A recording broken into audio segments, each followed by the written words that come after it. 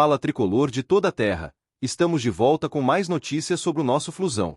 Deixa seu like e se inscreve no canal para ficar por dentro de tudo o que acontece no tricolor da Laranjeiras. A seguir teremos 3 notícias, e a última nos reserva uma grande surpresa. Vamos à primeira notícia. É duro dizer isso, mas é impossível fingir que nada está acontecendo. Germán Cano, o mesmo argentino que fez a torcida do Fluminense delirar com seus gols decisivos, suas comemorações emocionadas e sua conexão absurda com as arquibancadas, vive hoje o momento mais contestado desde que vestiu a camisa tricolor. O camisa 14, que já foi sinônimo de esperança e vibração, agora tem enfrentado vaias e olhares de desconfiança. E não dá para dizer que é injusto.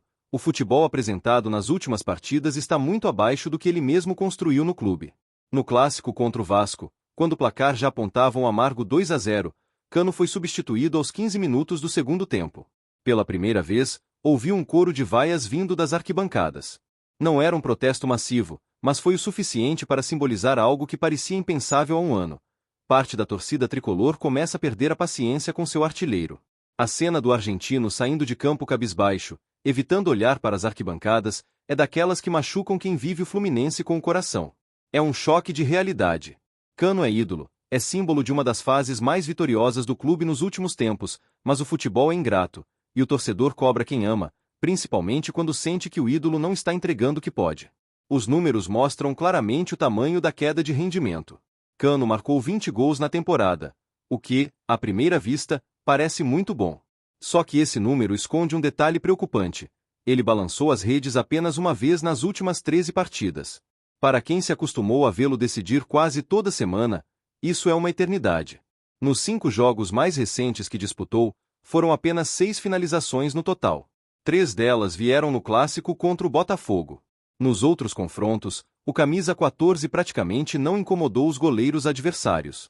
E o mais alarmante, perdeu várias bolas sempre que tentou sair da área e participar da construção das jogadas. Cano nunca foi esse tipo de jogador. Sua magia sempre esteve dentro da área, onde cada toque dele parecia um soco no coração do rival. Mas com o time criando pouco e ele cada vez mais isolado, o argentino vem se tornando uma sombra do que já foi. E nem os passes estão salvando. Nos mesmos 5 jogos, ele errou 21 dos 57 passes tentados. Para um atacante que vive de precisão, é um índice alto demais. É claro que o Fluminense todo vive um momento turbulento, mas é impossível não notar que Cano, o homem que costumava transformar qualquer meia chance em gol, perdeu o instinto letal que o fazia ser temido por todos os zagueiros do Brasil. Não faz tanto tempo assim que Germán Cano era sinônimo de festa no Maracanã. Quem não se lembra do Cano neles, ecoando nas arquibancadas?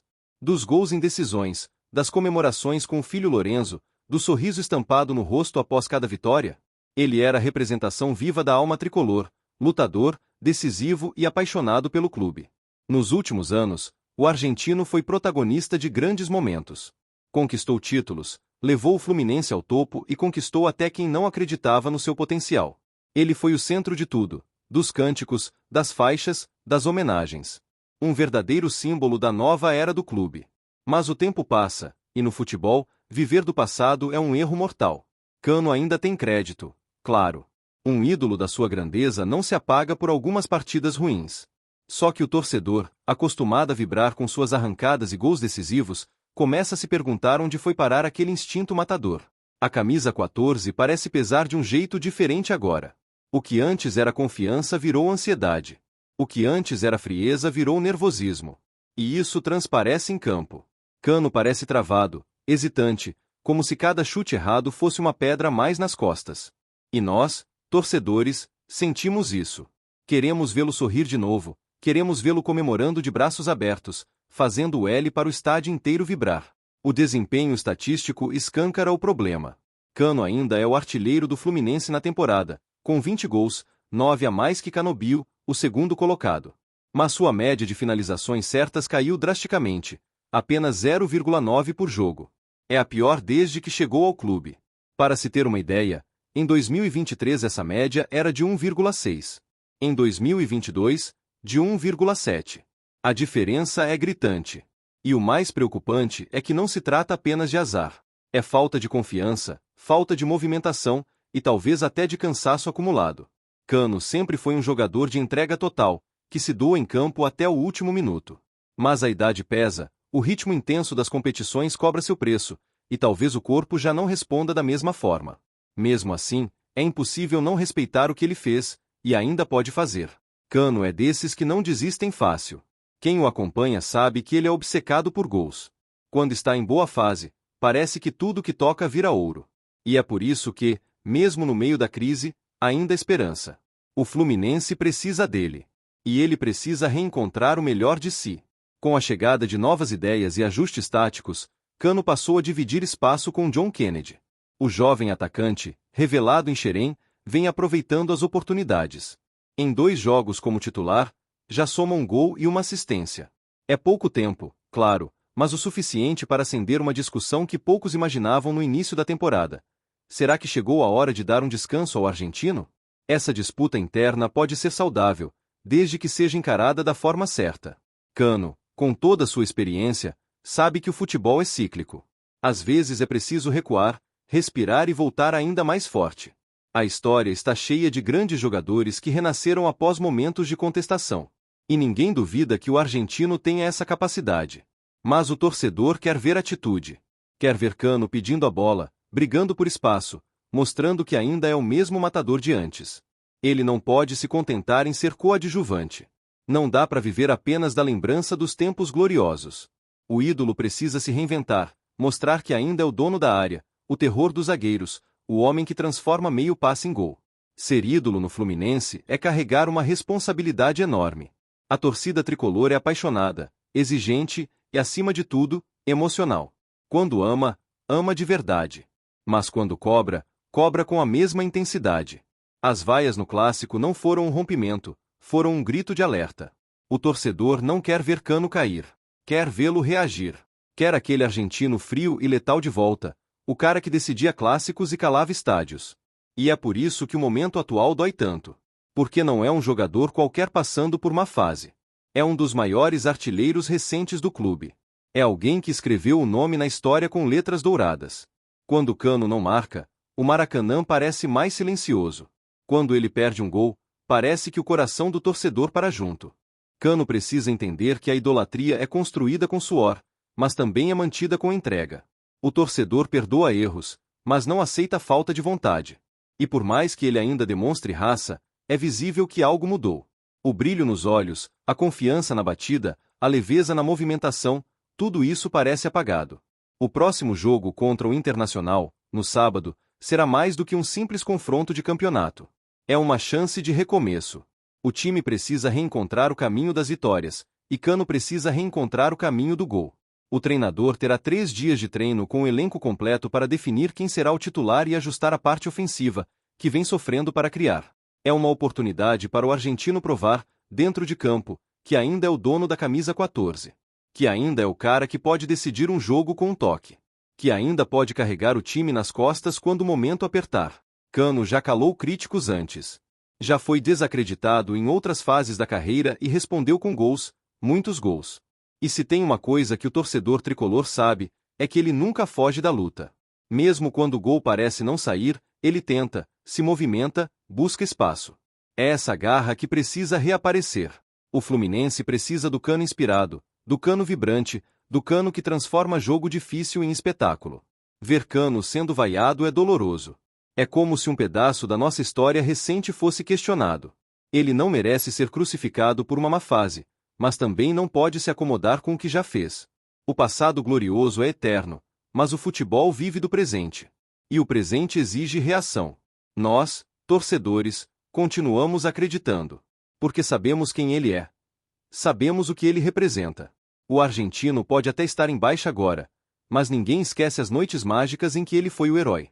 A bola vai voltar a sorrir para ele, e quando isso acontecer, o Maracanã inteiro vai gritar o nome de Cano de novo, com o mesmo amor e intensidade de sempre. O Fluminense precisa dele como o coração precisa bater. E Cano precisa do Fluminense para se reencontrar. Ainda há tempo, ainda há esperança, ainda há história para ser escrita.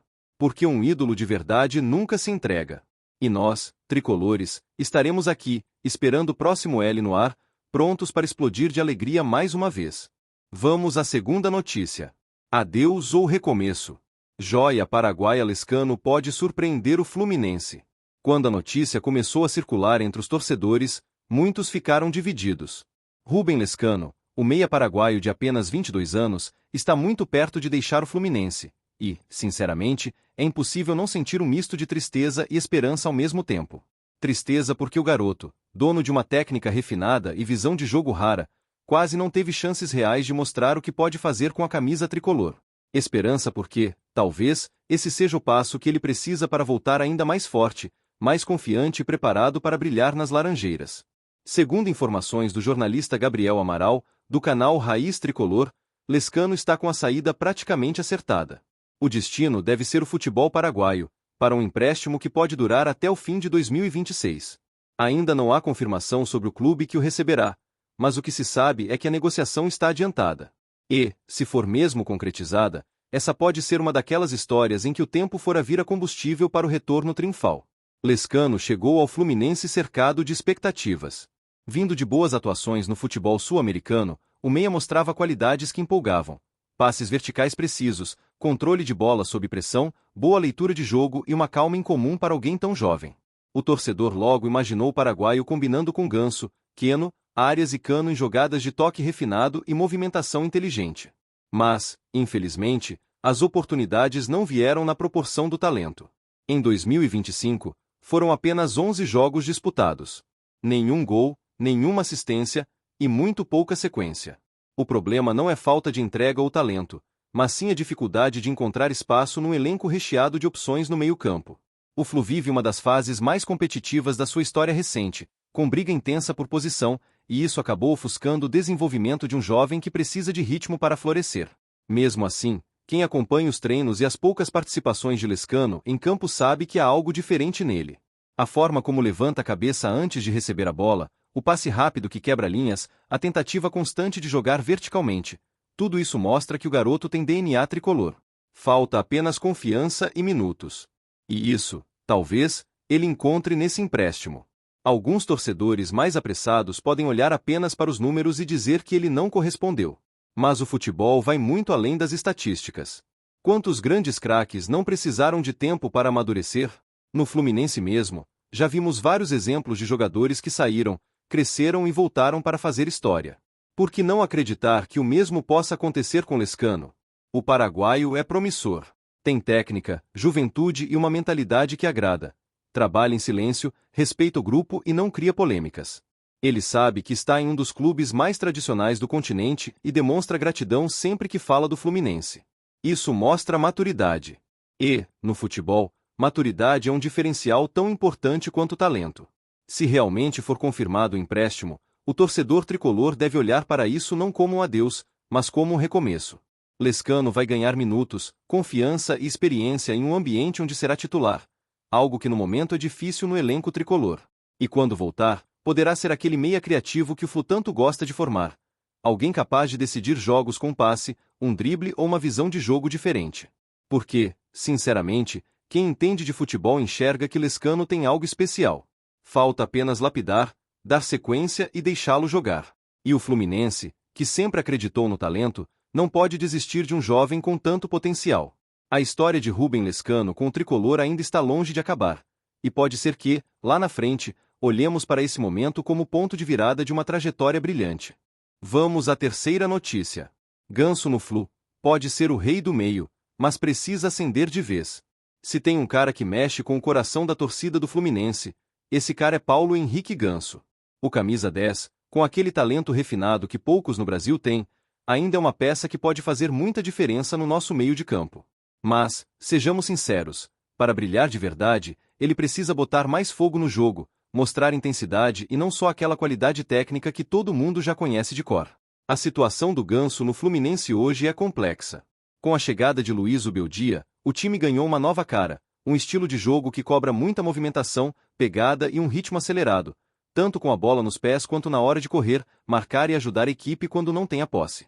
E aí é que está o desafio para o nosso maestro. Apesar do talento evidente, Ganso precisa se adaptar a essa pegada mais agressiva e dinâmica que o técnico exige para conseguir um lugar de destaque no time titular. Se a gente olhar para o passado recente, o meia perdeu espaço na reta final do trabalho do treinador anterior. Muitos viram aquele Ganso um pouco apagado, mais distante do protagonismo que ele já teve em outras temporadas pelo Flu. Mas o que a gente não pode esquecer é que o futebol não é só questão de técnica. É também físico, intensidade, entrega. E é exatamente isso que Zubeldia quer do nosso camisa 10. No entanto, não dá para negar. O técnico argentino valoriza muito o futebol do Ganso. Ele sabe o quanto o jogador pode ser decisivo em momentos que o Fluminense precisa de controle, toque de qualidade, visão de jogo e aquela inteligência para administrar o ritmo da partida. Em jogos mais travados, onde o time precisa de um jogador experiente que conduza jogadas com calma e precisão, Ganso pode ser a solução. É por isso que ele está sempre ali como uma alternativa válida para substituir o Acosta e dar aquele toque de classe no meio. O que falta para o Ganso, do meu ponto de vista como torcedor que acompanha cada jogo com paixão, é se entregar um pouco mais fisicamente, mostrar que quer jogar no limite, que está com a cabeça e o corpo preparados para acompanhar o ritmo frenético do futebol moderno. A qualidade técnica não vai mudar, ela é inata. Mas a intensidade tem que vir de dentro, do coração, da vontade de ajudar o time até o último minuto. Quando o Ganso está ligado no jogo, ele se transforma. Aquele passe de mágica, aquele toque que desmonta a defesa adversária, aparecem com frequência. O problema é que essas ações precisam acontecer durante os 90 minutos e não apenas em lampejos isolados. O torcedor do Fluminense merece ver o nosso camisa 10 correndo, marcando, se envolvendo com a equipe, fazendo o que ele sabe melhor, mas com aquele sangue nos olhos que todo grande jogador tem. Nos treinamentos, segundo o que se comenta nos bastidores do CT Carlos Castilho, Zubeldia está sempre cobrando essa intensidade do Ganso, pedindo para ele estar mais presente, mais ativo na marcação e na movimentação sem bola. Isso é fundamental para o Fluminense se consolidar com um meio de campo sólido, que ajuda tanto na defesa quanto no ataque. Se o Ganso conseguir incorporar essa nova postura, vai se tornar indispensável para o time. Afinal, não é todo dia que a gente tem um meia com tanta visão de jogo, habilidade para o passe e capacidade de decidir partidas na base do talento. A torcida está na expectativa de ver o nosso camisa 10 voando alto novamente, mostrando que pode sim ser protagonista, e que a experiência que ele tem é uma arma poderosa para o Fluminense. Além disso, o retorno de Ganso com mais intensidade dá mais opções ao treinador, deixa o time mais equilibrado e imprevisível. A gente sabe que o futebol do Fluminense pede jogadores que possam se adaptar e responder aos desafios táticos do adversário. E Ganso, se ligado no jogo, pode ser o maestro que conduz essa orquestra com maestria, qualidade e, finalmente, muita garra. Eu, como tricolor apaixonado, quero ver o Ganso jogando com o coração, como o craque que é, mas sem medo de suar a camisa, correr, se doar. Esse é o caminho para ele retomar o protagonismo que todos sabemos que ele tem. O Fluminense precisa e merece o melhor de Paulo Henrique Ganso, e tenho certeza de que, com um pouco mais de intensidade, ele vai nos dar muitas alegrias. Deixe aqui os seus comentários, e saudações tricolores.